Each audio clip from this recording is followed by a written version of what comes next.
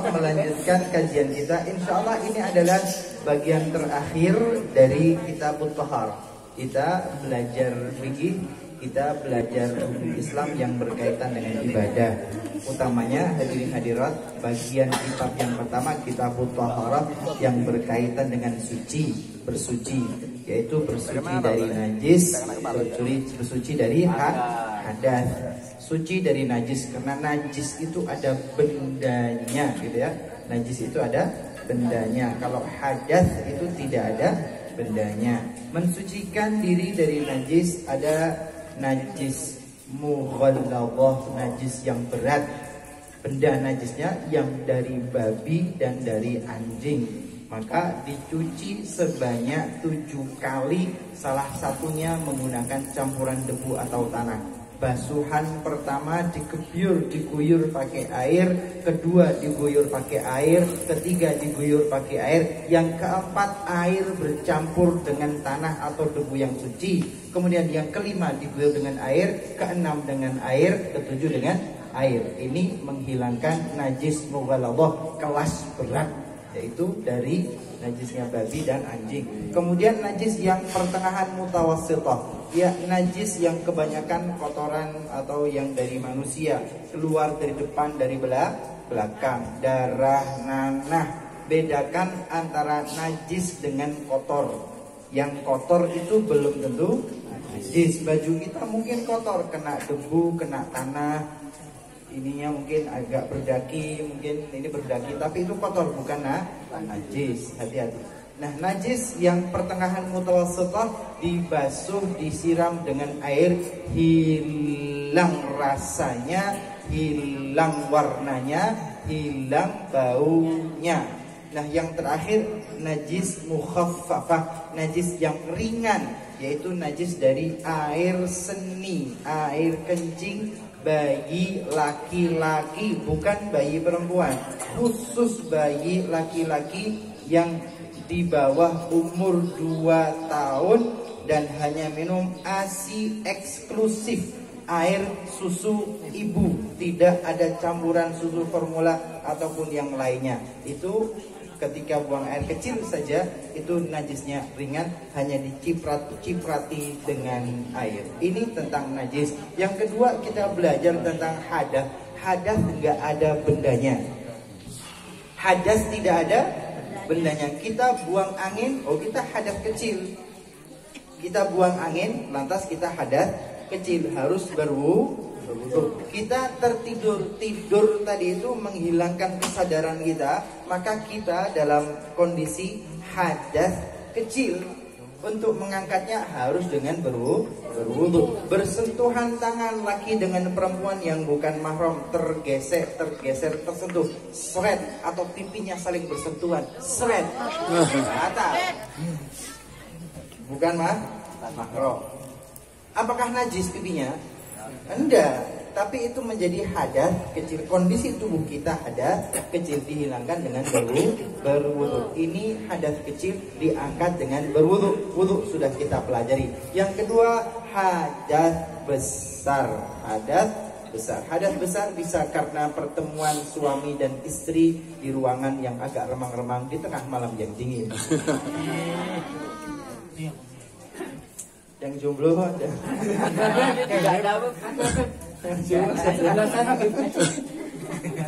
Hadas besar dihilangkan dengan mandi besar atau mandi janabah.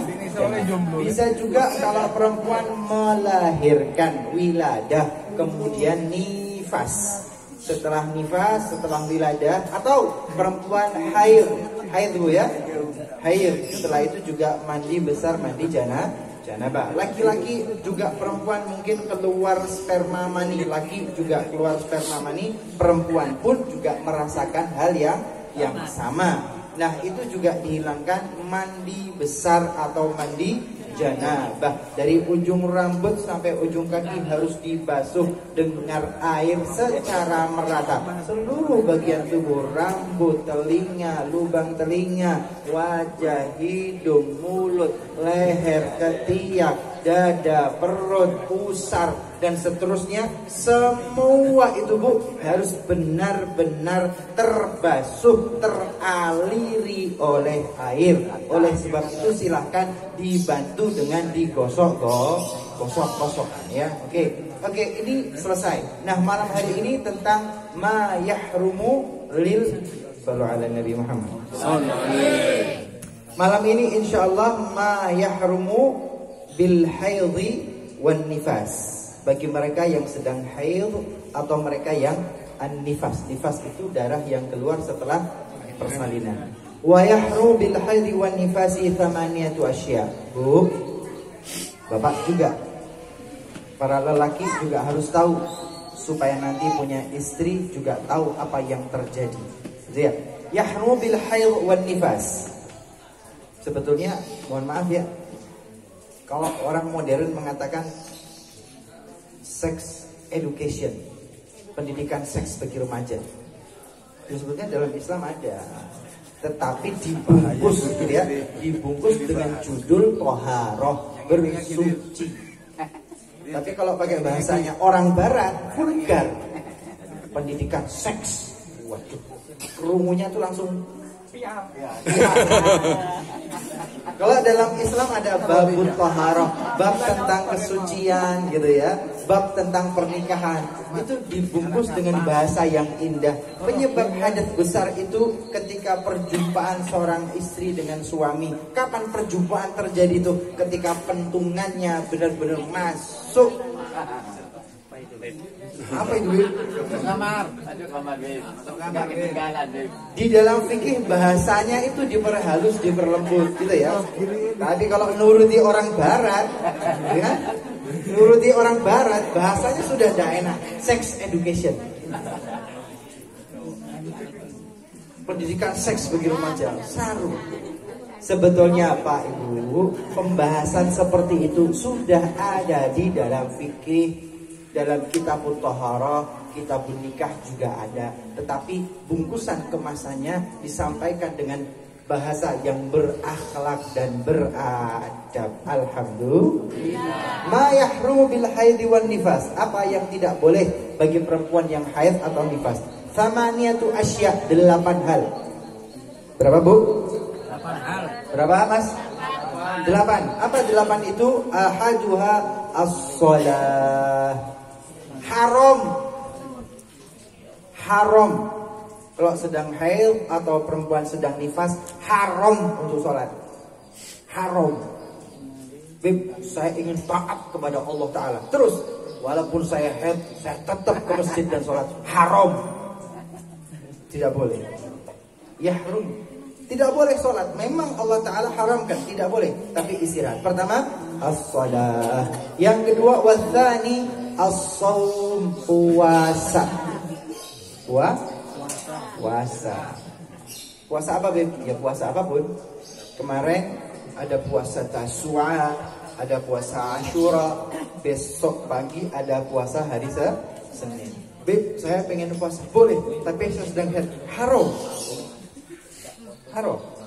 Puasa Senin itu sunnah betul, tapi kalau dalam keadaan haid, kesunahan itu hilang menjadi haram bagi yang sedang haid atau nifas. Kemudian termasuk juga puasa Ramadan. Watsalitsu qiraatul Quran. Perhatikan, qiraatul Quran, enggak boleh baca Quran. Saya haid, saya nifas, tidak boleh baca Quran. Dan terus kalau haid nifas sholat tidak boleh, puasa tidak boleh, baca Quran tidak boleh. Maka kebawaan hati itu kemurungsung, panas, gerah, tidak tenang rasa hati ini. Bagaimana? Sholawat boleh, zikir boleh, tasbih subhanallah boleh, tahmid alhamdulillah boleh, tahlil la ilaha illallah boleh, takbir Allahu Akbar boleh, la haula wa la quwwata illa billah boleh. Yang tidak boleh adalah Al-Quran. Yasin, ya surat dari Al-Quran tidak boleh Yasin. Waqi'ah tidak boleh. Kulhu kan pendek, cuma 3 ayat doang. Nggak boleh 4 ayat, 3 ayat tetap tidak boleh. Kenapa? Karena Al-Quran. Beb, lah kalau pengen ibadah bagaimana kok saya tidak boleh sholat, saya tidak boleh puasa, saya tidak boleh baca Al-Quran. Masih banyak bacaan-bacaan, masih banyak wiritan-wiritan, masih banyak zikir-zikir, masih banyak doa-doa, masih banyak istighatsah-istighatsah, bacaan-bacaan lainnya yang tidak dari Al-Quran. Pertama, seorang haid dan nifas tidak boleh sholat, tidak boleh puasa, tidak boleh membaca Al-Quran. Selanjutnya, sallu ala Nabi Muhammad.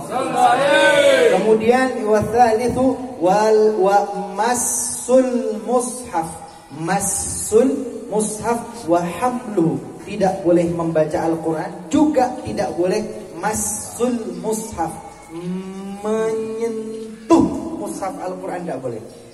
Nyentuh aja nggak boleh, colek aja nggak boleh. Wahamluhu juga tidak boleh membawa. Ada menyentuh, ada membawa. Beda nggak? Beda nggak? Beda nggak bu? Beda bu. Kalau ibu dicolek sama ibu digendong beda nggak? Beda. Kira-kira begitu. Tidak boleh baca Al-Quran, tidak boleh menyentuh Al-Quran, dan tidak boleh membawa Al-Quran. Kalamullah. Kemudian selanjutnya, wal khamisu dukhulul masjid. Tidak diperkenankan masuk ke masjid in khafat talwithu. Dikhawatirkan akan mengotori masjid. Tidak boleh masuk tidak boleh masuk Beb, bagaimana kalau suami saya masuk ke masjid untuk sholat, sedangkan saya tidak sholat? Bagaimana? Tidak boleh masuk masjid. Masuk mana, Beb? Masuk jeding.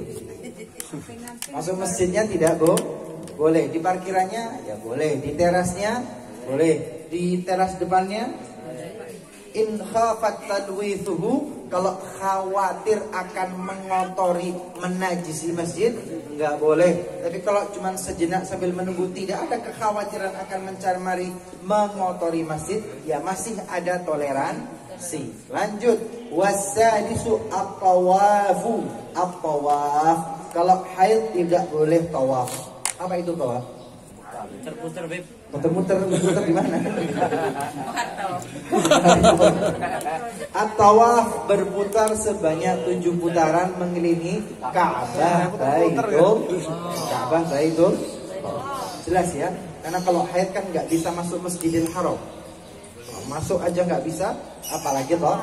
Tapi yang jelas tidak boleh toh. Artinya Bunda, saya ibadah haji Bu, saya ibadah umrah Bu, sudah pakai kain ihram. Bukan saya ding, saya cowok. Jenengan yang cewek, jenengan yang perempuan sudah pakai kain ihram, sudah niat ahram tu biha umratan aw hajjan, sudah niat umrah, kemudian masuk ke Masjidil Haram, sudah 2 putaran tiba-tiba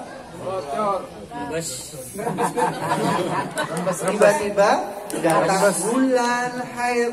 Bagaimana? Stop Bu, hentikan. Anda tidak boleh tawaf dan Anda tidak boleh di masjid. Anda harus undur diri. Kemudian berarti tawafmu, berarti umrahmu, berarti hajimu cancel. Tertunda. Tawaf tidak boleh ya. Kemudian wasabi'u, yang ke-7 wal wat'u. Kalau dalam keadaan nifas atau haid tidak boleh al-wat'u, tidak boleh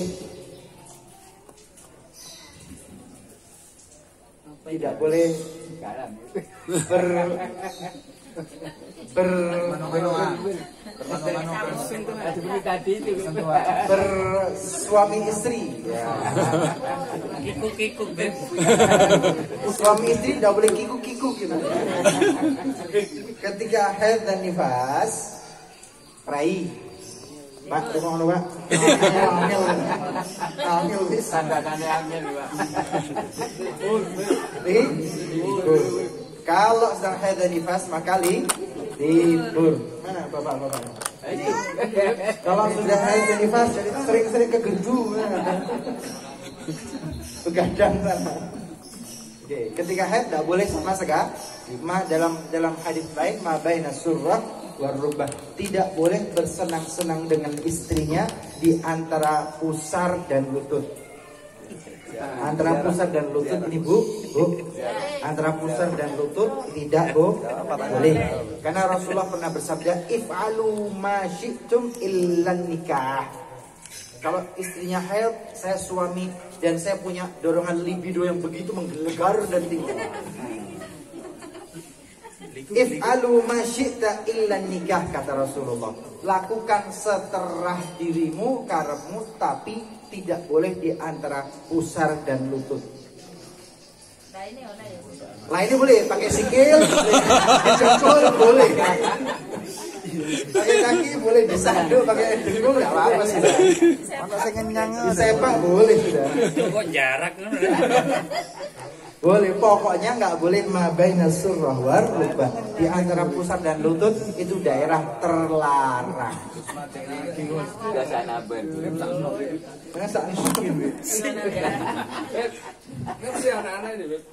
Anak-anak belum ngerti dah. Ngerti tampang-tampang begini mas paham.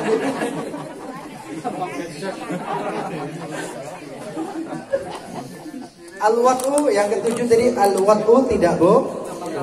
Wahdamin yang kedelapan terakhir, tidak boleh bersenang-senang di antara pusat dan di antara ini ya sudah tidak apa sudah dipancal, disedut, bersenang. Ini yang berkaitan dengan al-haid wan nifas, 8 hal. Insyaallah pertemuan yang akan datang yahrumu lil junub, ini yang haid dan nifas ya. Yang akan datang orang keadaan junub juga ada hal-hal yang tidak boleh. Pertemuan yang akan datang. Walafu minkum wassalamualaikum warahmatullahi. Ada apa? Pertanyaan? Silakan Bunda.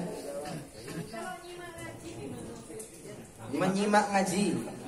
Yang tidak boleh itu membaca Al-Quran, memegang mushaf dan membawa mushaf Al-Quran. Mendengar bukan membaca. Mendengar bukan membaca. Satu, mendengar bukan membaca. Jadi walaupun tidak boleh baca, boleh mendengar. Satu itu. Kedua, Bunda, ada yang mengatakan ada toleransi bagi mereka yang profesinya sebagai guru ngaji. Diperkenankan bagi mereka yang profesinya guru ngaji untuk mendengar dan kemudian mengoreksi atau membenarkan dalam waktu sedang taklim atau belajar. Ini toleransi bagi mereka yang profesinya sebagai ustadzah. Seperti ustadzah siapa namanya di situ?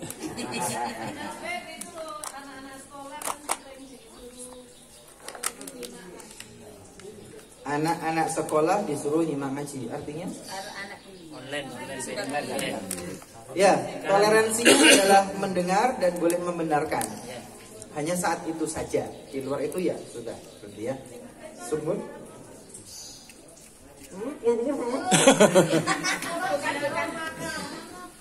Ziarah makam. Ketika ziarah ke makam ngapain?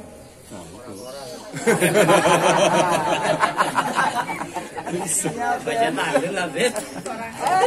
Ziarah ke makam tentu akan baca Yasin, baca tahlil. Baca Yasin dan baca tahlil. Ya, Yasinnya ditunda dulu ya.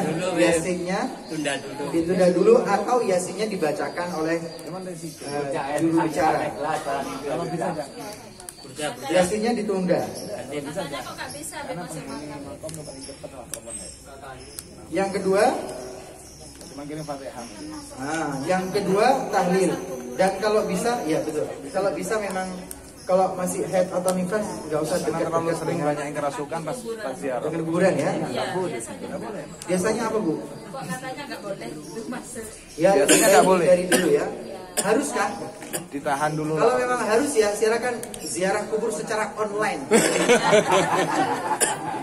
Oke? Oke. Minta kiriman yang lanjut. Sering kemasukan. Jadi adiknya suruh ke kuburan, suruh videoin kamu di rumah. Hampir Zoom. 90%. Ziarah kubur dengan Zoom. Anak Ditunda dulu balik ya. orang pasti kena Paling berapa hari? 7 hari, 8 Pas hari, ziarah. semingguan ya.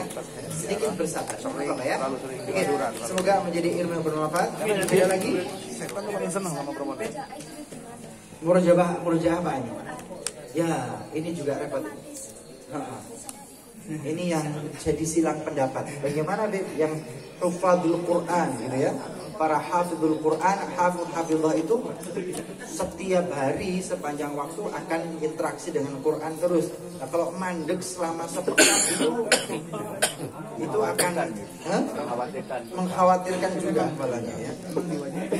Wallahu taala alam bissawab. Habib tidak bisa menjawab kenapa disilang pendapat antara yang ya karena haram tinggalkan, tapi mungkin juga ada yang memberikan toleransi khusus bagi mereka. Jawaban Habib saya pribadi, wallahu taala alam. Habib nggak berani memberikan jawaban untuk yang ini, mungkin bisa tanya kepada mereka yang lebih berani, karena ini amanah ya. Habib jawab A, ya saya tanggung jawab di hadapan Allah taala. Saya jawab B, saya juga tanggung jawab. Bukan masalah pinter-pinteran, keren-kerenan ya, enggak, tapi tanggung jawab ilmu.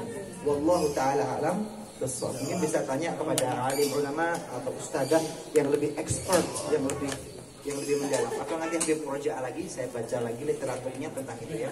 Itu dah dulu ya. Jawabannya PR untuk Habib pertemuan yang akan datang. Sudah? Bisa ngasih PR. Sudah. Terwakili. Cowok nggak ada yang tanya nih. Kacau. Tanya.